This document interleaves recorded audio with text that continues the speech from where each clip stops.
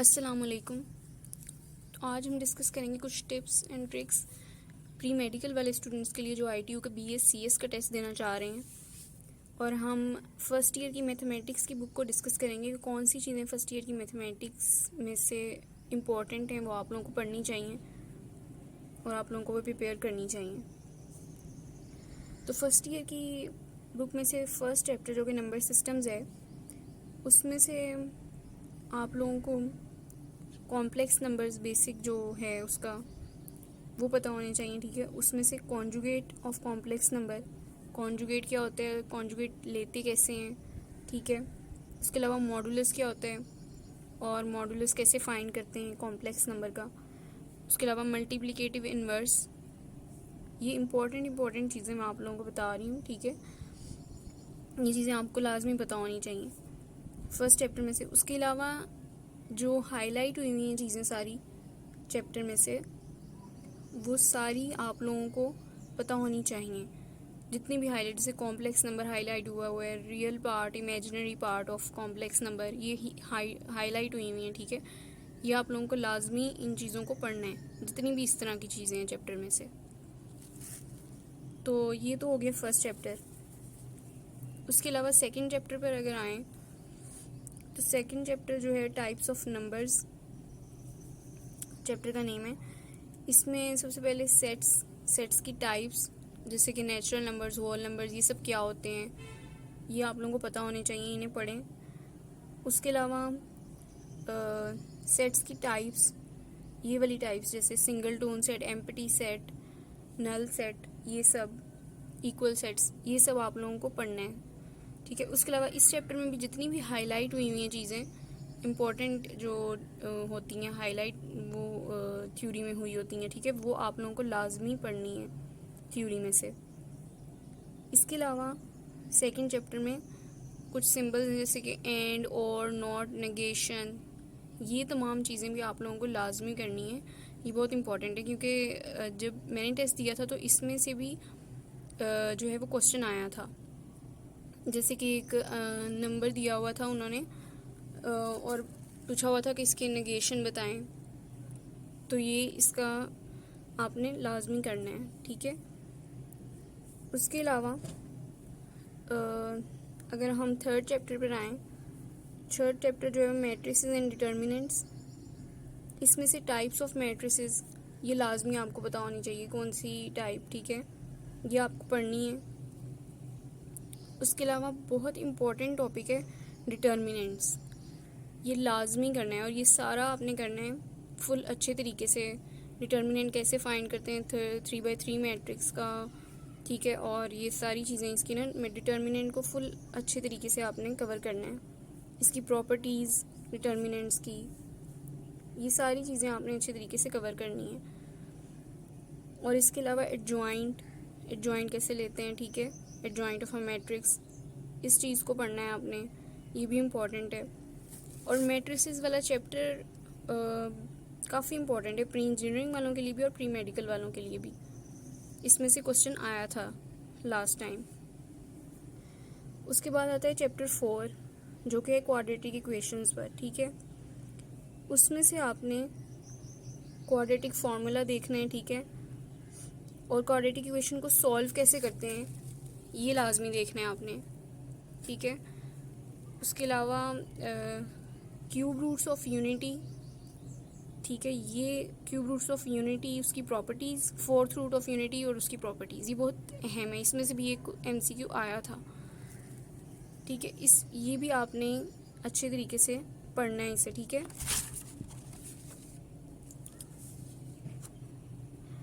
उसके अलावा चैप्टर 4 में से आप लोग एक सम ऑफ रूट्स, ठीक है, ये वाला टॉपिक आपको कवर करना है, ये पढ़ना है आपने अच्छे तरीके से।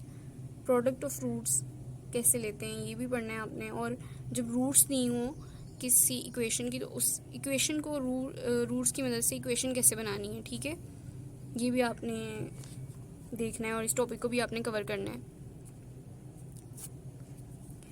उसके बाद चैप्टर 4 में से नेचर ऑफ रूट्स, ये भी अहम टॉपिक है। इसमें से भी लास्ट टाइम एक MCQ आया था। ये भी आपने करना है, ठीक है। तो ये इम्पोर्टेंट चीज़ें थी चैप्टर 4 में से जो कि आपको लाजमी करनी चाहिए और अहम थी।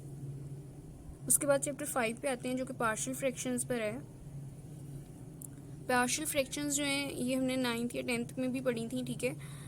तो पार्शियल फ्रैक्शंस आपको बनानी आनी चाहिए लाजमी।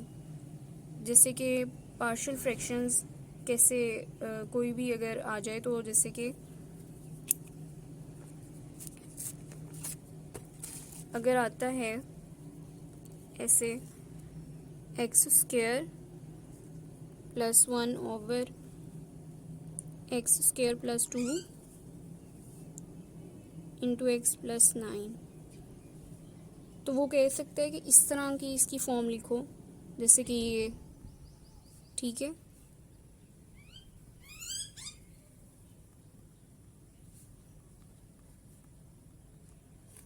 ये इसकी फॉर्म होती है, ठीक है। सबसे पहले हम इसको इस तरह करके फिर आगे हम इसे सॉल्व करते हैं।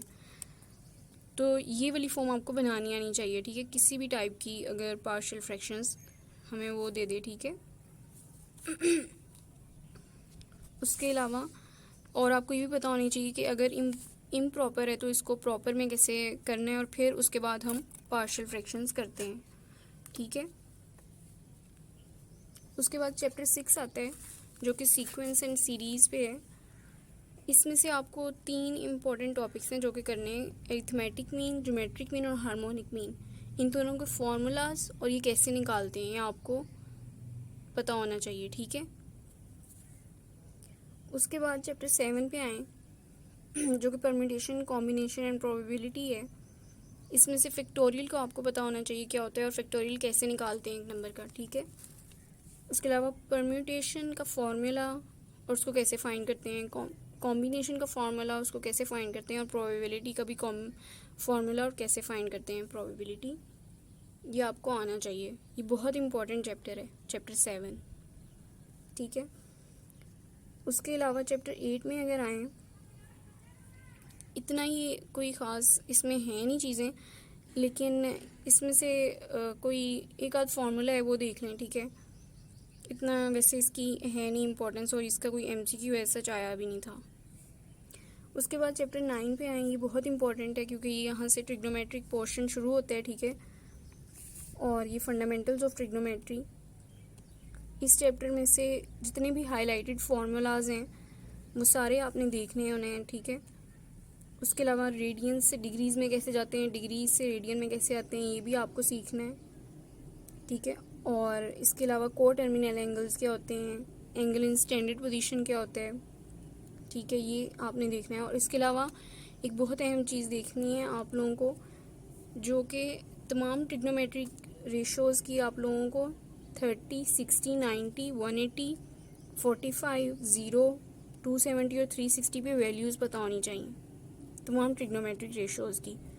प्री इंजीनियरिंग वालों को तो पता ही होगा, याद होंगी, लेकिन प्री मेडिकल वाले भी इसे करें क्योंकि इस तरह के अक्सर क्वेश्चंस में यूज़ होती नहीं है वैल्यूज़, ठीक है।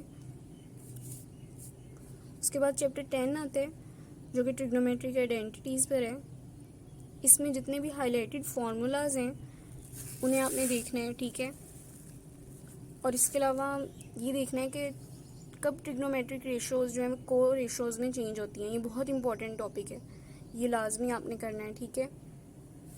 उसके अलावा चैप्टर 11 में आए तो डोमेन रेंज, आपको तमाम ट्रिग्नोमेट्रिक रेशोज़ की पता होनी चाहिए, इसमें से ये अहम है, ठीक है, ये आपने लाजमी करना है। उसके बाद चैप्टर 12 में ये इतना कोई इसका है नहीं इम्पोर्टेंस, लेकिन इसमें से लॉ ऑफ कोसाइन है, law of tangent, law of sine, ये सब हैं, ये आप लोग कर लें अगर आप लोगों में के पास टाइम है। और आप लोग प्री इंजीनियरिंग वालों को ने तो कर ही लिया होगा क्योंकि उन्होंने तो फर्स्ट ईयर सेकेंड ईयर में मैथ्स पढ़ी है, लेकिन प्री मेडिकल वालों के पास टाइम कम है, तो अगर उनके पास टाइम नहीं है तो ये छोड़ सकते हैं।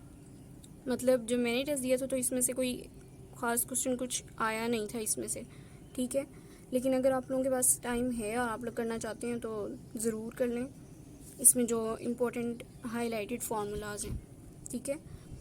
उसके बाद चैप्टर 13 और 14 जो हैं वो भी इतने कोई ख़ास उसमें से नहीं है, ठीक है, चीज़ें, लेकिन उसमें से आपको कुछ चीज़ें पता होनी चाहिए। उसमें हाईलाइटेड फार्मूलाज हैं, अगर आपके पास टाइम है तो आप लोगों ने कर सकते हैं, अदरवाइज़ छोड़ दें, ठीक है, अगर नहीं है आपके पास टाइम।